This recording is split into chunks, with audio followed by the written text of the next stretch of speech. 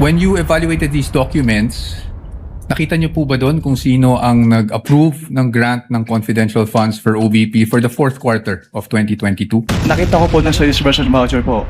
So nakita niyo po ba kung sino ang nag-approve ng grant para sa fourth quarter 2022 confidential funds? Based on the documents submitted, si Office of the President po yung nag-approve. Now yesterday, naalala ko po, natanong kayo doon sa time nyo sa ICFAO kung ilang Vice President ang na-audit nyo pagdating sa confidential funds. Alala nyo po yon? Yes po, sir. At ang sagot nyo po ay isa lang, si Vice President Sara Duterte, the respondent in this case. Tama po ba?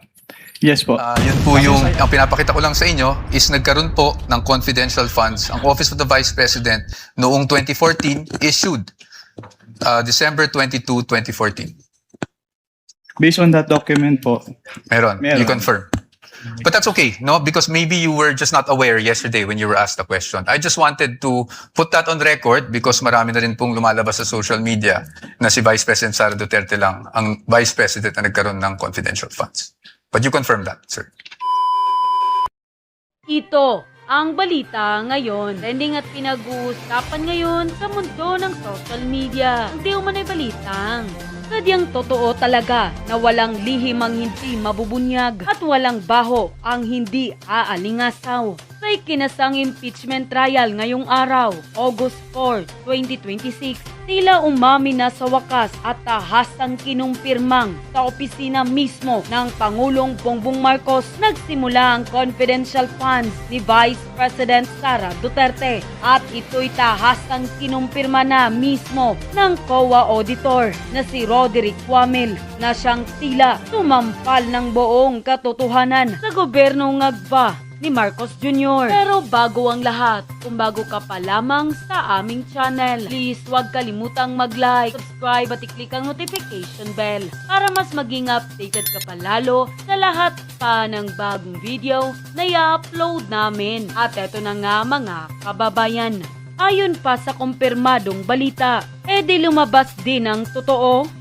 COA auditor, kinumpirmang sa opisina ng Pangulo, nagmula ang confidential funds ni Vice President Sara. Galing mismo kay PBBM ang pera. Kinumpirma ng dating Commission on Audit Intelligence and Confidential Funds Audit Office State Auditor na si Roderick Wamil sa pagdinig ng Senate impeachment trial na ang confidential funds na natanggap ng Office of the Vice President noong 2022 ay nagmula sa Office of the President. Ang paglilinaw ay lumabas sa kanyang testimonya habang tinatalakay ang pinagmulan at pag-audit sa 125 milyong confidential funds na ipinagkaloob sa OVP noong taong iyon. Ipinaliwanag ni Ramil na ang Office of the President ang nag-aproba at nagbigay ng naturang pondo sa Office of the Vice President na kalaunan ay isinailalim sa audit ng COA alinsunod sa umiiral na mga patakaran sa paggamit ng confidential funds.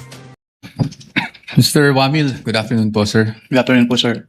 Sa pagkaalala ko po, nabanggit niyo po that you were formerly with ICFAO as a state auditor. Tama po ba? Yes, sir. And you are a certified public accountant. Tama po ba? Yes, sir. You're also a lawyer, correct? Yes, sir. You passed the bar in 2022. 2023 po. 2023. Okay, I stand corrected. And Mr. Wamil, you also testified yesterday during your direct examination that you were part of the team that audited the OVP and DepEd confidential funds. Is that correct? Hindi po team kasi ako lang po yung nag-evaluate ng documents. Ikaw mismo, basically nag-evaluate ng documents. Tama po ba? Yes po, sir. Okay, just so maintindihan lang namin how ICFAO conducts its audit. Yung mga auditors po ba, do they go to the field and observe itong mga confidential operations in person or?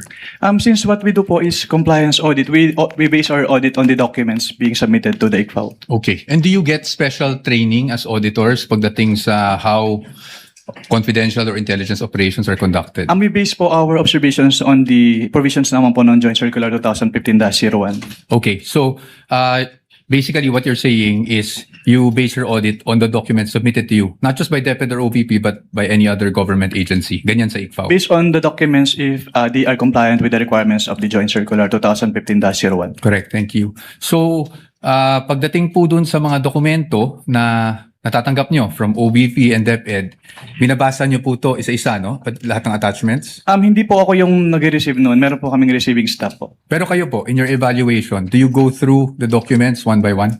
Yes po. I evaluate po if they are compliant with the requirements of the joint circular. Okay. Now, when you evaluated these documents, nakita niyo po ba doon kung sino ang nag-approve ng grant ng confidential funds for OVP for the fourth quarter of 2022? Nakita ko po dun sa disbursement voucher po na si Asek Limuel G. Ortonio po. No, I mean the grant. Kasi wala po sa GAA yung OVP confidential funds for 2022 eh. So nakita niyo po ba kung sino ang nag-approve ng grant para sa fourth quarter 2022 confidential funds? Based on the documents submitted, si Office of the President po yung nag-approve. That's correct. Opo, Office of the President. Pagdating naman po sa OVP 2023 confidential funds, yun po ay nasa General Appropriations Act. Do you confirm that? Yes po. And pagdating naman po sa DepEd 2023 confidential funds, nasa General Appropriations Act din po. Tama po ba?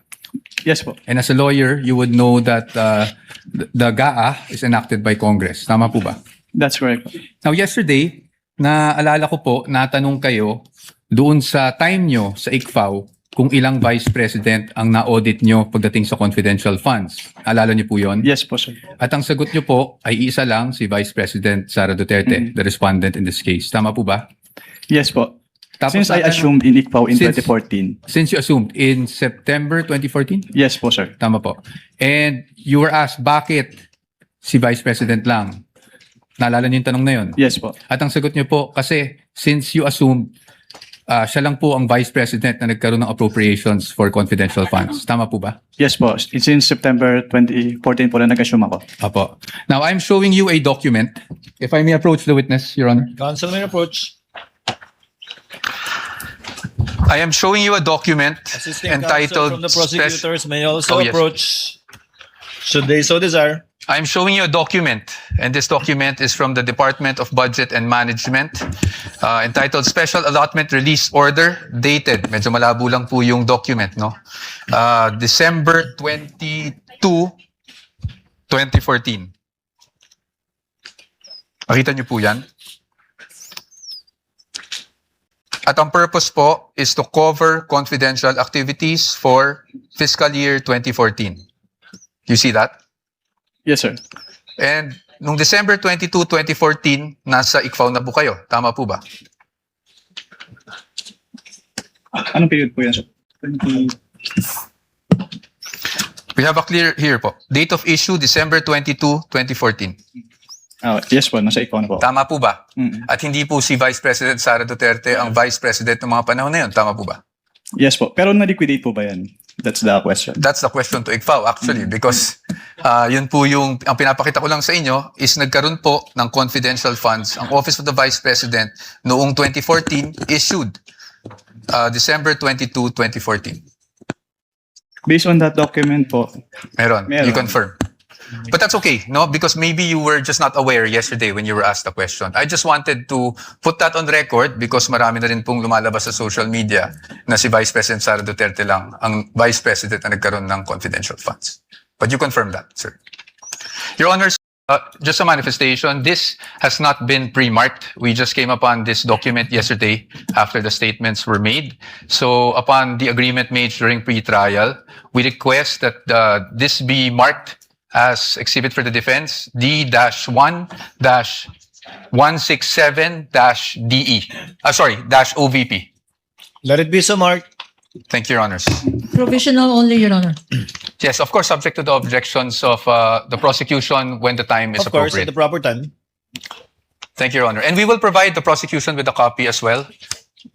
Kindly you know- do that after, perhaps later on, after the trial, or now too, so that it can be made a subject matter of redirect should the counsel for the panel of prosecutors Medyo so malabo. desire. I can give you Photocopy. just a photo. We would like to manifest that this is just a printout, Your Honor, and a photocopy that we retrieved from the Office of the Vice President. Noted. Okay. Ito, bibigyan ba natin to? Hindi, okay, hindi na. Okay.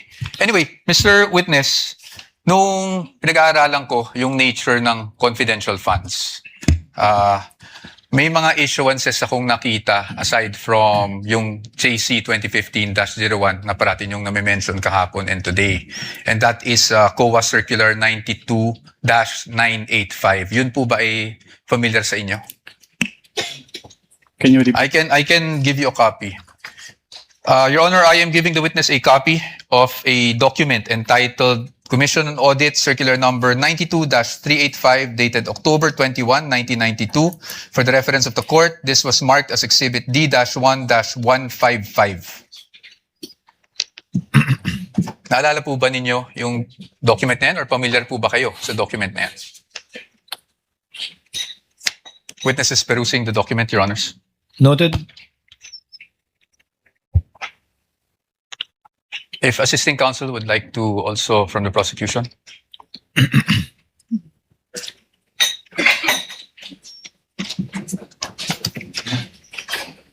Witness will please answer. Are you, Are you familiar familiar? with that document? I am not familiar po with that document. Okay. That's okay. Meron lang po ditong whereas clauses. I won't ask you about the entire document anyway. Meron lang po ditong whereas clauses on the first page. Can you see that, Mr. Witness? Whereas clauses. I would just want you to read the fourth whereas clause. Ito pa. Ma'am, you want to come here so you'd have a better view. Just the fourth whereas clause. Can you please read that out loud for the record? Attorney Capunan, it's also flashed on the screen. Para mahirap. Whereas these intelligence and confidential activities by their very nature are highly sensitive and confidential operations or missions, the details of which cannot be divulged without posing a threat to national security or to the success of the mission. Can you please read the next whereas as well? Thank you. Whereas, as now being required, the submission of receipts, bills, or commercial invoices in support of disbursements from this fund or rental or of safe houses, purchase of meals or supplies, and other expenses may create a leak of information that may threaten the confidentiality of the intelligence operations, endanger the lives and the safety of the agents and employees of the government agencies, and result to a failure of the mission. And just the next two whereas clauses na lang po para hindi na po tayo humaba. Whereas in many instances, it is impractical and sometimes impossible to obtain such receipts, bills, or commercial invoices during intelligence operations. Whereas by its very nature, the use of confidential and/or intelligence and/or confidential funds requires an approach allowing more flexibility in intelligence operations. Thank you, Mr. Witness. Manifestation, Your Honor. First of all, this exhibit presented by counsel for the respondent is dated October 1, 1992, Your Honor. Whereas the joint circular cited as basis by this witness, Your Honor, is dated 2015, Your Honor. There is no indication here.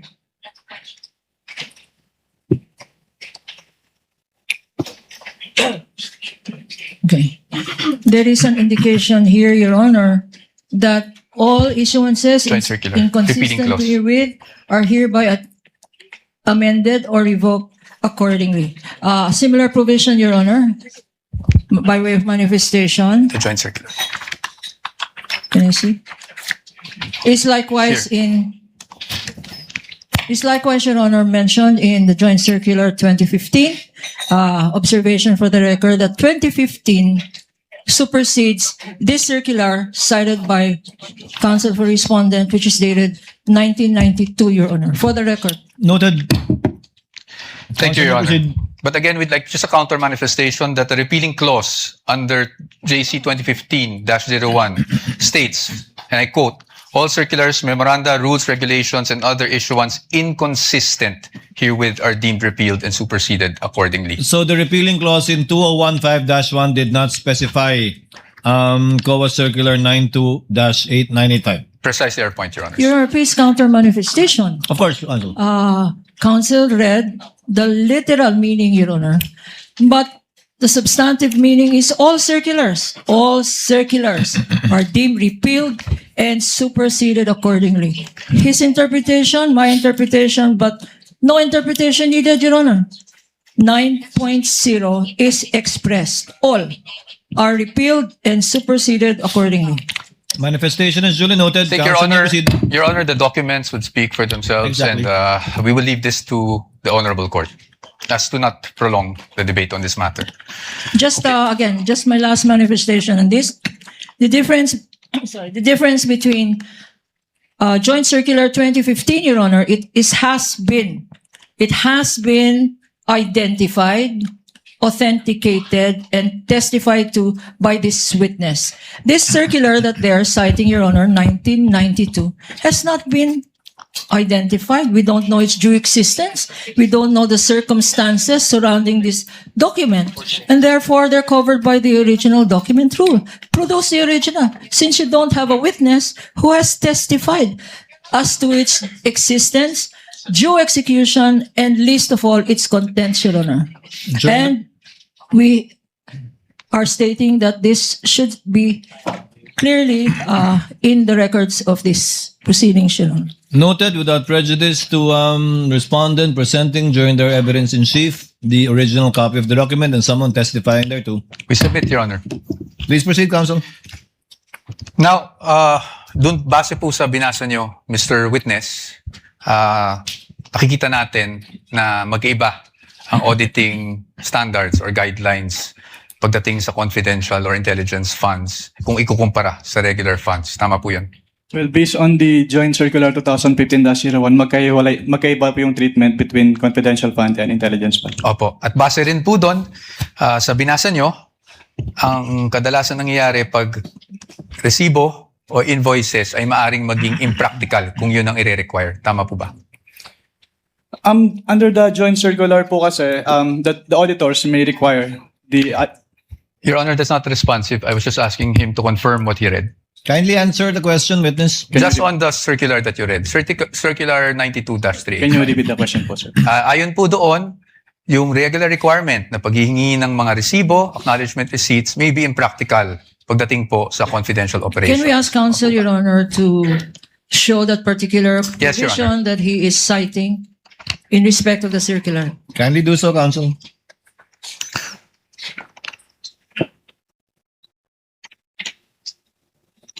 Tama po ba? Ang sabi po dito ay during intelligence operations. Yes, tama po ba? As stated po dito, during intelligence operations. Okay. Thank you. Well, I'll accept that answer, Your Honor.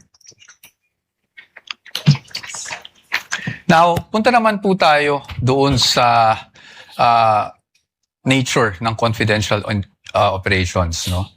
You would agree with me na pagdating po sa confidential operations, delikado po pag nagkakaroon ng leak of information. Tama po ba? Can you repeat your question? Delikado po kung magkaroon ng leak ng mga information na nakukuha patay sa isang confidential operation. Tama Given po the ba? classified nature of... Misleading, Your Honor. I'm just asking for his opinion. Witness would have been able to answer. Witness may answer. Given the classified nature Yes. of the confidential fund. Yes, thank you, Mr. Witness. In fact, you being a lawyer, you know that there are laws prohibiting the unauthorized disclosure of confidential information, correct? Can you repeat po? You being a lawyer, sir, you are aware that there are laws prohibiting the unauthorized disclosure of confidential information, correct? Can you state what specific laws po yung... Revised Penal Code under Article 229, for example, on the revelation of secrets. Yes po. Yes, Republic Act 3019, Section 3, Paragraph K, on unauthorized divulging of confidential information, correct? Yes po. And you being a public officer under 6713, alam niyo rin po na hindi po pwedeng basta-basta mag-disclose without the authority ng mga confidential information. Tama po ba? Yes po. Okay, so batay po dito, pinapahalagan po talaga ang confidentiality pagdating sa mga classified information na ito. Tama po ba? You would agree with me? Yes po. Yes. Now let's go to the joint circular that we have been mentioning since yesterday. No, ito pong joint circular number 2015-01. And I'm referring to the circular with which we have pre-marked as D-1-136 for the defense. Your Honors, and I think we will be flashing that on the screen as well. Ito naman po yung pag-usapan natin. I just wanted you, Mr. Witness, to give us the definition of confidential funds. Diyan po sa circular na yan, under, I think it's page 2, item 3.7. Can you please read it for the record? Under 3.7, confidential fund refers to the lump sum amount provided as such in the GAA for NGAs, in appropriation ordinances for LGUs, and in the COBs for GOCCs for their confidential expenses. Salamat po, Mr. Witness. At pagdating po, nabasa niyo po yung word na lump sum. Ibig po sabihin nito, buong halaga? Buong amount? As opposed to having line items for expense? Tama po ba? Lump sum. Yes, Lump po. sum. Opo. At based on your experience, pag ang pinag-uusapan po natin ay confidential funds, pagdating po sa pag-disburse nito, cash po ba ito?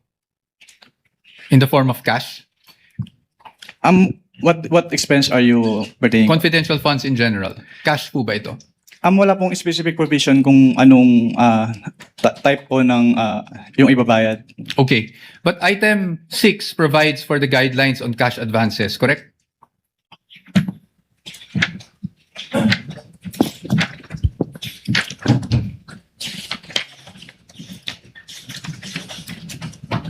Based on this document po, yes po. Yes po. And I refer you now to item 6.1.2. Diyan po, sinasabi po ng provision na yan na ang maaari lang mag-avail ng cash advance pagdating sa confidential funds ay ang isang designated bonded special disbursing officer or SDO, or kung wala mang ganong designated SDO ay ang head of agency, correct? Yes po. At kanina po, sabi nyo, binasa nyo bawat pahina noong mga sinabite sa inyo ng DepEd at OVP for their liquidation reports. Tama po ba? Yes po. At you would be aware na ang STO po para po sa OVP ay si Ms. Gina Acosta. Tama po ba? Based on the documents submitted, yes po. Yes, thank you. At pagdating naman po sa DepEd, Mr. Witness, ang SDO po ay si Mr. Edward Fajarda. Tama po ba? Based on the documents submitted po, yes po. Yes. So based on that, tama rin po ba na sila ang maging payees ng mga cheque na inilabas ng DepEd para sa cash advance? Yes po. Tama po. At sila, tama rin po na silang nag-encash ng mga cheque dahil silang payee. Tama Yes po? po. Yes po. Yes. So they complied with 6.1.2, correct? What do you mean complied po? Complied with the requirements of 6.1.2 na ang SDO po ang kumuha ng cash advance at siya po nag-encash ng cheque. Your Honor, please misleading. That's not the only requirement in 6.1.1. 6.1.2, Your Honor. There are other requirements here. Can counsel be specific? I'm just asking, Because- Your Honor.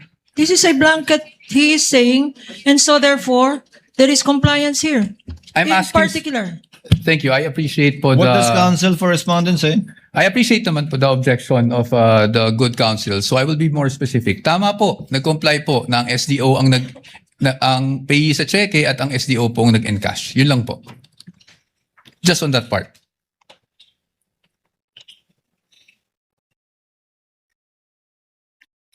Based on the documents, si SDO yung payee ng cheque and yung nag-encash nung Okay. Thank you po. Now, I'll refer you to item 6.1.5 of the joint circular. Can you please read just the first sentence of that provision? cash advances shall be limited to the requirements for 3 months. Thank you, Mr. Witness. So tama po bang pagkakaintindi ko na para sa cash advance at any one time, ang maximum na pwede mo lang ma-cash advance ay yung requirements mo para sa 3 buwan ng confidential operations. Tama Based po ba? on this provision po, yes. Tama po. At 3 buwan po is equivalent to 1/4 of a year. Tama po ba? Yes po. Okay. Now, base po dyan sa provision na yan, nakasulat na ang maximum amount ay para sa 3 buwan.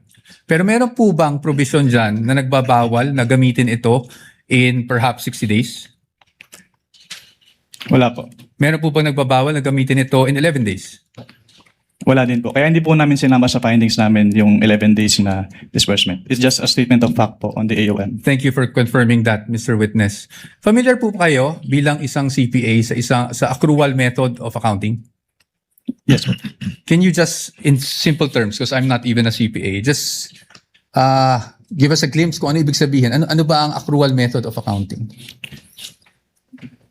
Kapag sinabing accrual method of accounting, yung expenses ay ni-record upon incurrence, not upon payment. Opo. Okay. So, dito po ba, pwede po ba yung parang I'm just a simple-minded person? Parang buy now, pay later? Ganun? That wala po yan sa joint circular, so I am not authorized to It's okay. answer that question. I will leave it at that. Punta na lang po tayo sa liquidation. Sa liquidation po, under the joint circular, that's under 6.2.2, correct?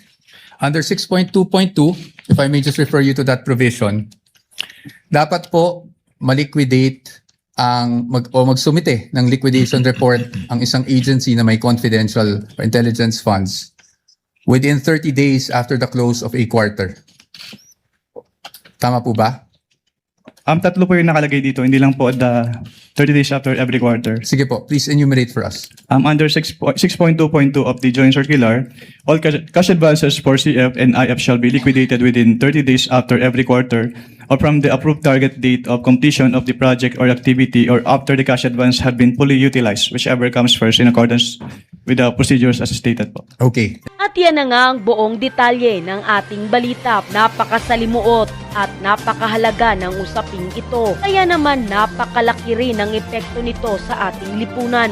Kayo naman, ano ang inyong personal na pananaw, reaksyon o masasabi patungkol sa isyong ito? Kung mayroon kayong mga karagdagang impormasyon, hinaing o komento, mangyaring isulat lamang ang mga iyan sa ating comment section sa ibaba. Huwag kayong magatubiling magpahayag ng inyong saloobin dahil personal na babasahin at pupusuan yan ng aming buong team. Gusto naming marinig ang boses ng bawat isa sa inyo para magkaroon tayo ng isang makabuluhang talakayan. At kung sa tingin ninyo ay nakapaghatid kami ng mahalagang impormasyon sa inyo ngayong araw, please, huwag niyong kalimutang i-like ang video na ito. Mag-subscribe na rin kayo sa ating channel at huwag mong kalimutang i-click ang notification bell para lagi kang updated at laging una sa pinakabagong balita at kaganapan sa loob at labas ng bansa. Paki-share na rin po ang video na ito sa inyong mga kaibigan at pamilya para mas marami pa tayong mga kababayan ang makaalam, mamulat at maging handa sa mga nangyayari sa ating paligid. Ang inyong simpleng pag-share ay napakalaking tulong para maabot ng katotohanan ang mas marami pa nating mga kababayan. Muli, maraming salamat sa inyong walang sawang pagtitiwala at pagsuporta sa ating channel. Ako ang inyong kabalikat sa paghahatid ng totoong balita. Mag-ingat po kayong lahat at magkita-kita muli tayo sa susunod nating video.